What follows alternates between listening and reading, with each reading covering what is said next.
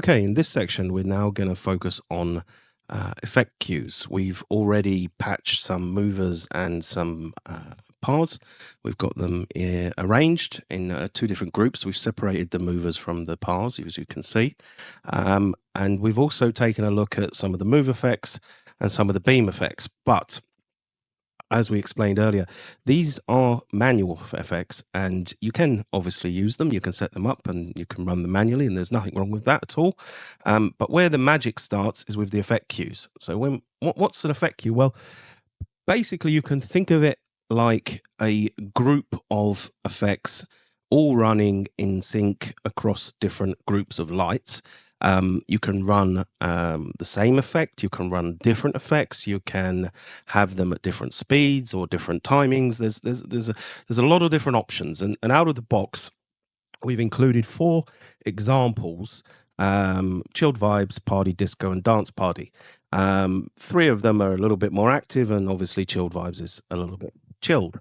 Now these are just examples that you can obviously create whatever ones you want, but what we can do is we can take a look at one of these examples and you can see how they work. So it knows that you've got 2 groups, or we've got 2 groups here, main and secondary, and what it's done is it's picked up a simple color rotation and a random pairs movement effect, and a pastel collection of colors, just because it's quite chilled. It's also set up some of the advanced settings. It's added a little bit of fade in, fade out, and it's set some other things like a background dimmer. Set the dimmer to a limit of 50%, as this is a chilled cue. So it's obviously just brought that dimmer down a little bit on this group, at least. I think it's the same on both, but we can check that. Yeah, it's the same on both.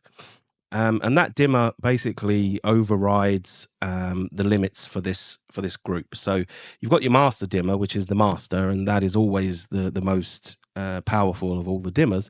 But in this case, we've set this group to 50%, which means even if the master dimmer is at 100, these are going to run at about 50%. It's because it's chilled. It's just bringing back that brightness a little bit. We've also got 10% background, and background means that when the lights are fading out, they will not fade out completely. They will stay on all the time around about 10%. This gives you that kind of constant background light, and it also sort of reduces flashiness because the lights are not flashing on, off. They're rather brightening and then dimming, and obviously you can adjust that. The strobe rate, it's not really relevant here because we're not using the strobing effect, but that would obviously adjust the phase at which the strobe will strobe if you're using the strobe feature. You also have the beam speeds and the mover speeds. Now, the mover speed is a percentage, so you can adjust that from fast to slow, whereas the beam speed, in this case, is in notation timing. And the reason for that is because, unlike a manual effect, which is manual, you set the speed, you set everything, these are going to try to, well, they're not going to try, they are going to map the time of the light and the beam effects to whatever the BPM or the timing of the audio coming in or the signals coming into the software. So in this case, it's at 4:1, which means it's quite slow. It's going to light once every 4 beats. So every 4 beats, 1 light. Obviously, you can slow it down even further, so it will only light every 8 beats. Or you can speed it up, so it'll be every beat, every half beat, or even twice a beat as you start to go faster. So in this case, again, it's a chilled one, so it's quite slow. And the mover speed is quite slow as well. There's also a range, which is going to limit how much those movers can move, and they're set quite narrow, only about 50%. We could obviously set that to 100, and they would use that full width of the pan and tilt that's available. And in this case, obviously, it was set to 50. The fan rate is about fanning those fixtures out, and then obviously you can set whether the movers or the beams are in or out of phase. Not every effect supports fanning or phase. It depends which effects you choose. Some do, some don't. If they don't, it will just simply not apply. If it does, they will. Gobo frequency. So if you enable gobos, in this case it's not enabled, then it will rotate the gobos, and the frequency is anywhere from as you can see, as you slide, it's going to show you every 10 seconds, it's going to change the gobo all the way down to every 10 minutes. And so in this case, it's set every 5 minutes. We could speed that up and say sort of every 28 seconds, we want to swap the gobo. And that's if the gobos are enabled. As you can see, they're not, but we could enable them. And there's very similar with the prism. And that's going to rotate between off, on, or whichever gobos or prisms are available.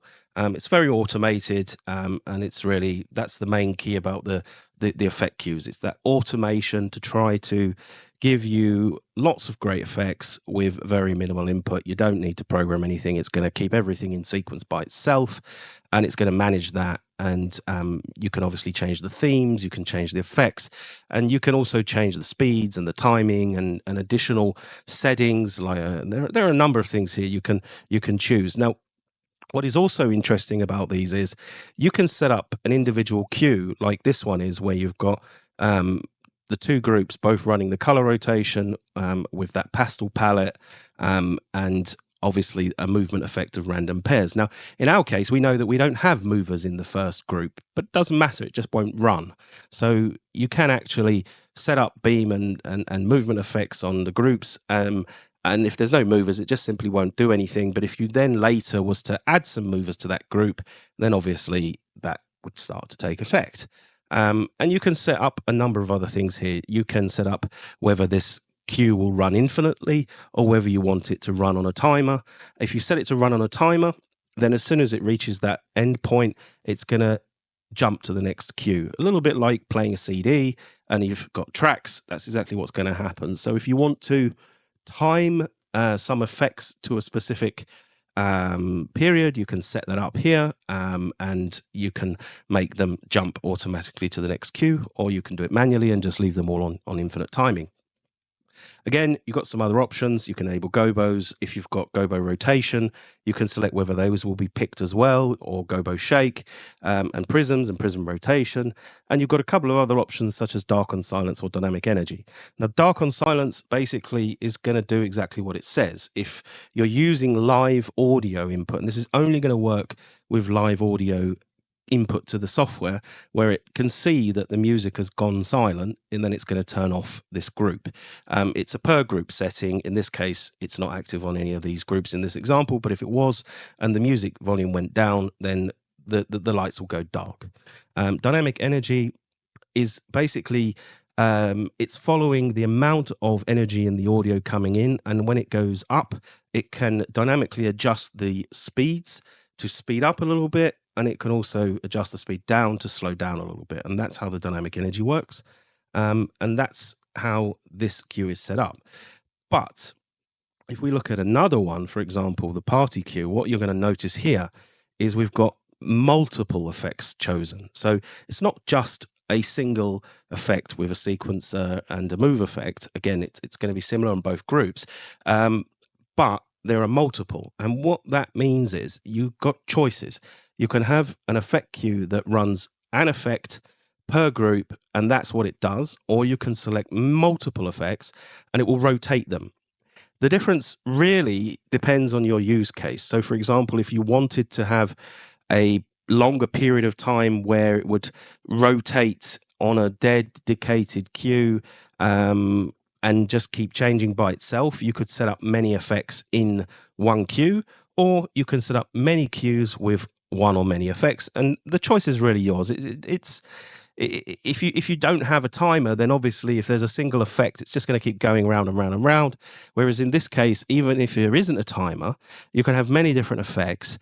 And what you can do is you can adjust the effect frequency. So you can say, how frequently should it rotate these effects? And again, this is going to be anywhere from a few seconds, maybe 10, 15 seconds, or no, actually, I think it's every minute. Let me just double check this. Yeah. So at 100, it's going to rotate the effect every minute. At 0, it's never going to rotate, and everywhere in between is there. So you can have it rotate these effects every minute or every 5 minutes or however often you want it to do it.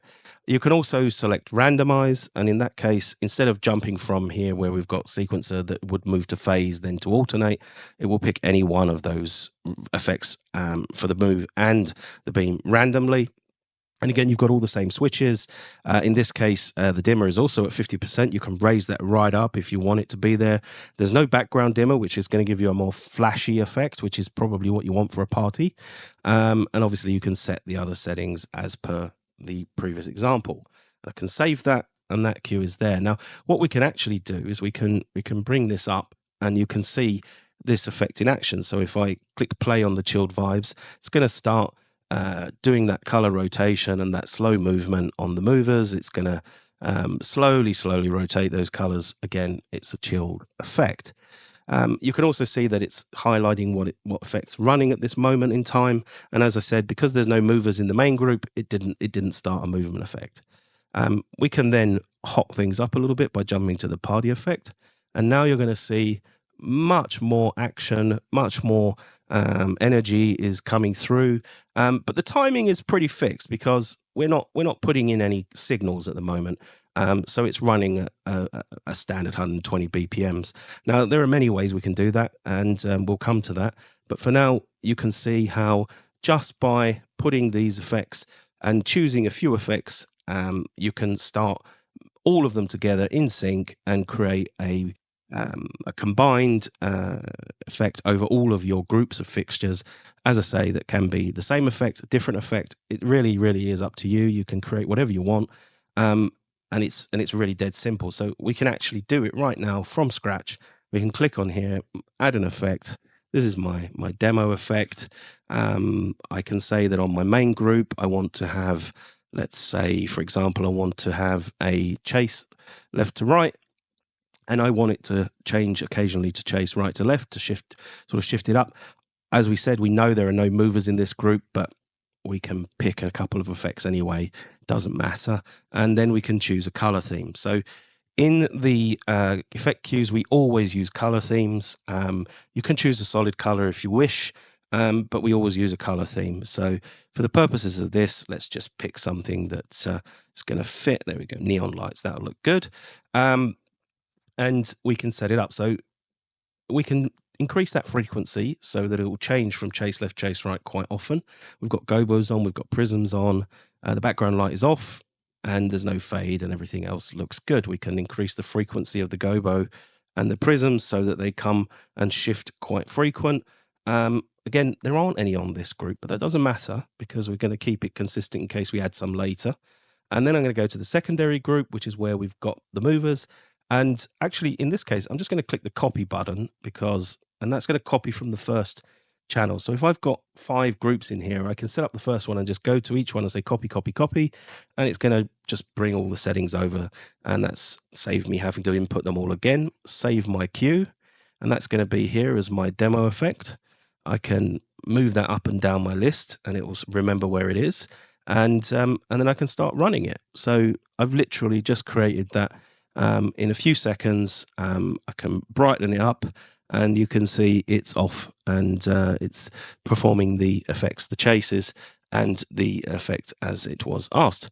And it's running that chase also on the movers, and you can see how it's chasing through, changing the color wheel, and then whilst running the figure of 8 pattern. And it really was that simple. Now, if I want to, I can just press play on another cue, and it's going to skip to that cue, and off it goes. Or I can stop, and the lights are going to go back to their idle position, and they're going to wait for the next input. There is one other thing you can do here. So if, for example, we wanted the lights never to go dark, even if I accidentally press stop, or if I had a set of cues all timed, and then when it reaches the end, it would normally stop, what I can do is I can dedicate one of these cues as a fallback cue.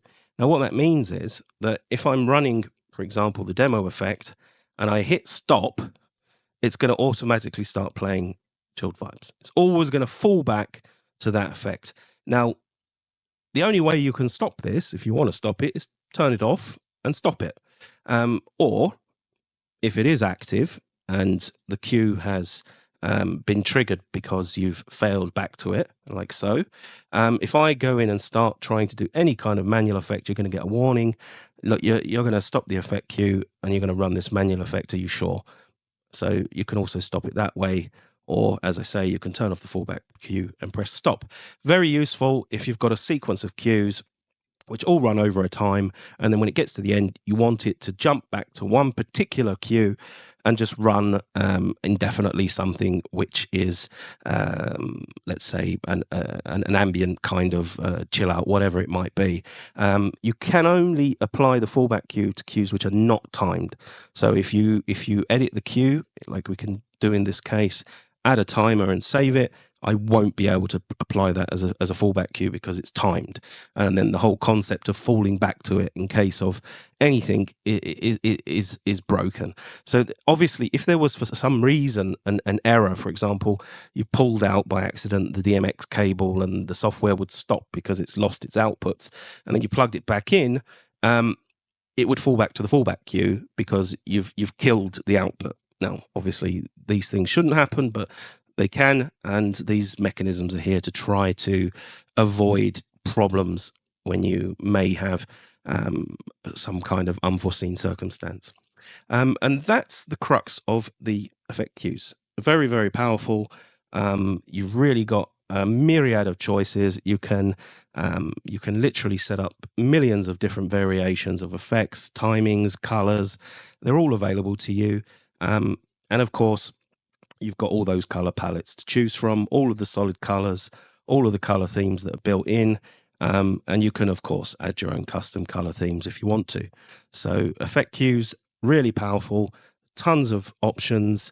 You can start simple with the ones that are built in and then slowly create your own effects, following your own patterns and setups, however you want to, as you progress through software. And that's it. That's the effect cues.